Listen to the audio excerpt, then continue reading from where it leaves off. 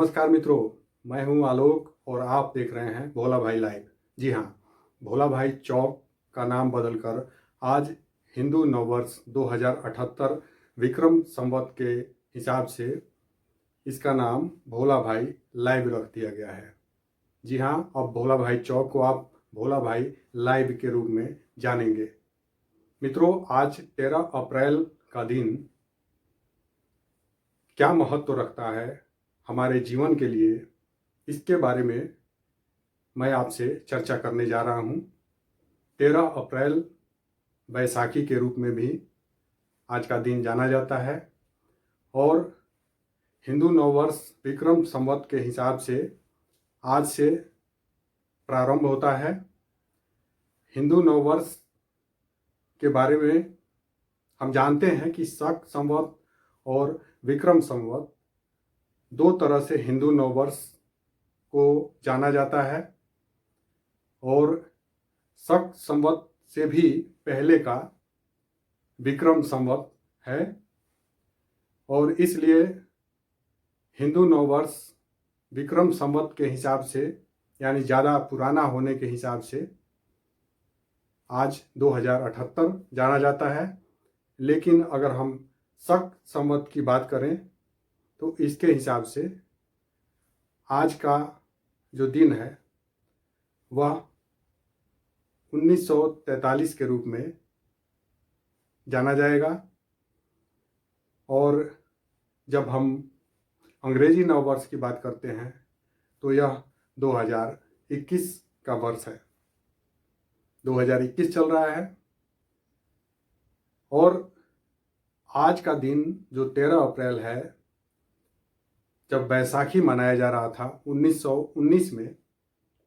ठीक उसी दिन जालियांवाला बाग हत्याकांड भी अंग्रेजों ने कराया था। जनरल डायर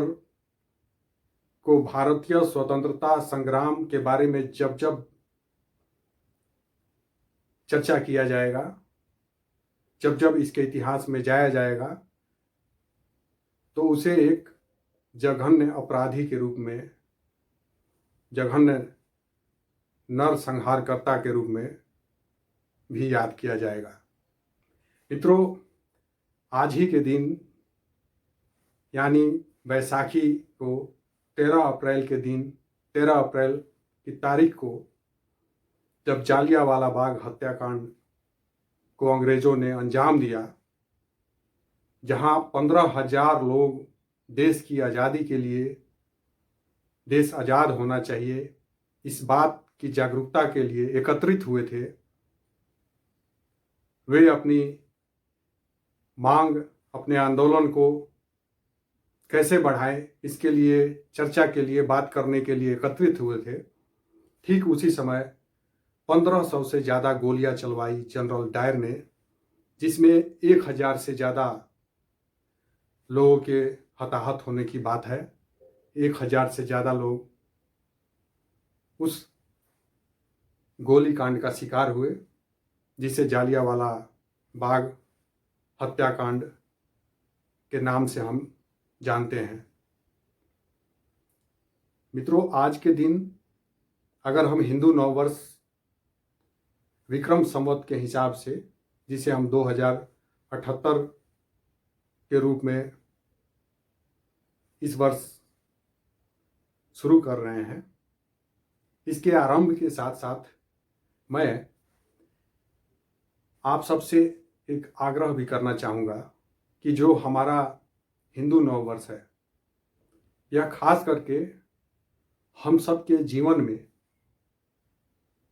एक ऐसा प्रकाश लेकर आए जिससे हम अपने देश को आगे बढ़ाने के लिए कुछ ऐसे कार्यों को अंजाम दें, कुछ ऐसे कार्यों को बढ़ावा दें जिससे हमारे देश का सही मायने में विकास हो सके। मित्रों, हम जानते हैं कि हमारे देश को ज्ञान बांटने के देश के रूप में जाना जाता था, लेकिन आज हमारे देश में शिक्षा का अभाव है। ऐसे आंकड़े आते हैं, आज हमारे देश में बेरोजगारी है, बेरोजगारी दर बढ़ रही है, साथ ही साथ बहुत सारी समस्याएं हैं, स्वास्थ्य से जुड़ा समस्या है, पर्यावरण को बचाने के लिए जो हमें प्रयास करने हैं, इस तरह के प्रयास पर चर्चा करने की ज़रूरत है। साथ ही साथ लगातार जिस तरह से भारतीय लोकतंत्र की जब हम बात करते हैं तो इसमें जिस तरह से जनसंख्या बढ़ रही है, उसके ऊपर भी हमें काम करने की ज़रूरत है, क्योंकि जो संसाधन के हिसाब से लगातार जिस तरह से जनसंख्या बढ़ रही है, यह कहीं ना कहीं हमारे लोकतंत्र के लिए आने वाले समय में सबसे बड़ा खतरा समझा जाएगा, और खतरा है, और खतरा यह अभी से शुरू हो चुका है। और जैसा कि हम जानते हैं कि बहुत पहले से इसके लिए प्रयास भी किया गया, लेकिन कहीं ना कहीं हमारी सरकारें इस प्रयास में विफल भी रही। लेकिन उन राज्यों में जहां जागरूकता फैलाकर काम लिया गया, जनसंख्या नियंत्रण के लिए जागरूकता फैलाया गया, वहाँ कहीं ना कहीं यह देखा गया कि इसका असर हुआ और उस राज्य में फायदा भी हुआ। जैसे हम केरल जैसे राज्य की बात कर लें, वैसे ही हमारे देश में बहुत सारे राज्यों को अपनी जनसंख्या को काबू में करने के लिए भी प्रयास करने की ज़रूरत है। इस तरह की चीज़ों को, इस तरह के बातों को बढ़ावा देने की ज़रूरत है, जिससे जनसंख्या को काबू में रखा जा सके और जनसंख्या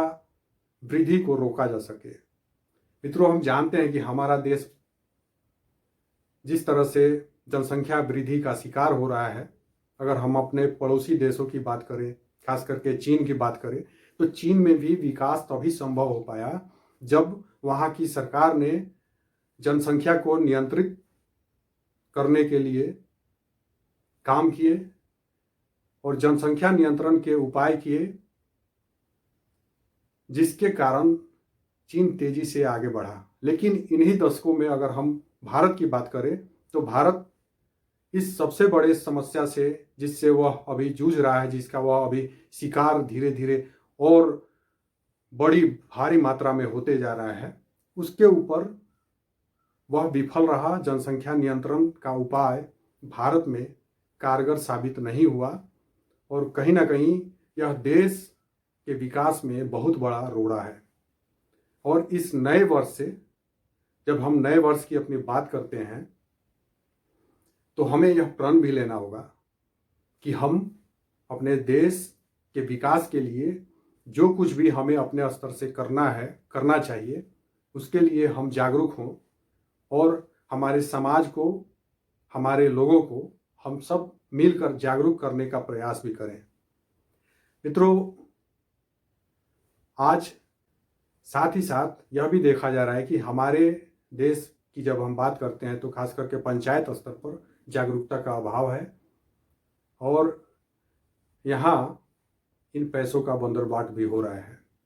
और इस नए साल में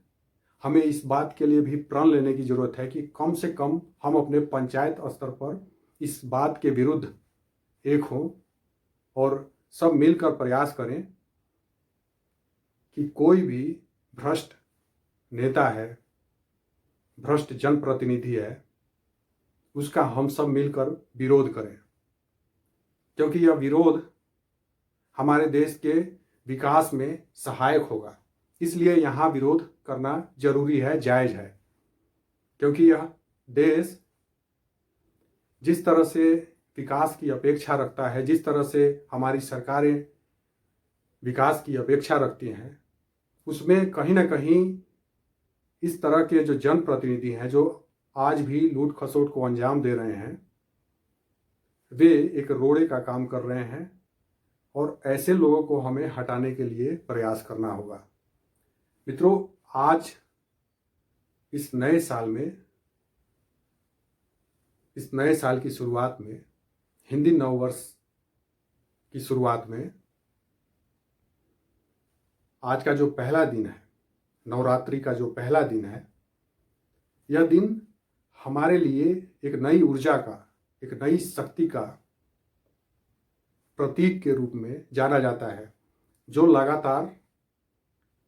नवरात्रि तक बढ़ता है। हमारे शक्ति में वृद्धि होती है और हमारे शक्ति में जिस तरह से वृद्धि होती है, जिस ऊर्जा का संचार होता है, उसका प्रयोग हमें इन सब चीज़ों को रोकने के लिए करना होगा। जो हमारे समाज की बुराइयां हैं, जो हमारे समाज में हमारे अंदर जहाँ कहीं भी जो कुछ भी बुराई है, उसके खिलाफ हमें इस शक्ति के संचय को उतार कर और एक रास्ता तैयार करना होगा जिस पर हम चलें,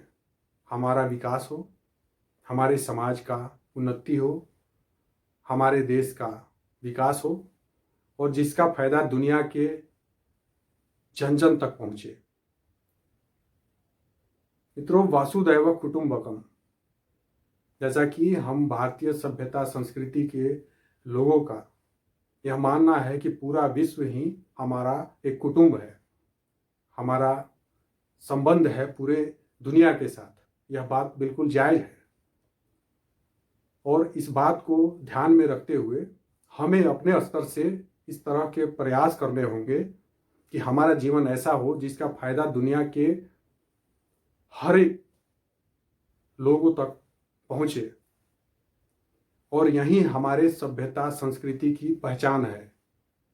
आप सबको भोला भाई यानी आलोक कुमार तिवारी के तरफ से विक्रम संवत नव वर्ष 2078 की हार्दिक शुभकामनाएं। आपके जीवन में खुशियां हो, आपके जीवन में विकास हो, आप हमेशा खुश रहने के साथ साथ औरों को भी खुश रहने के उपाय करें, उसके लिए प्रयास करें। इसी कामना के साथ नमस्कार।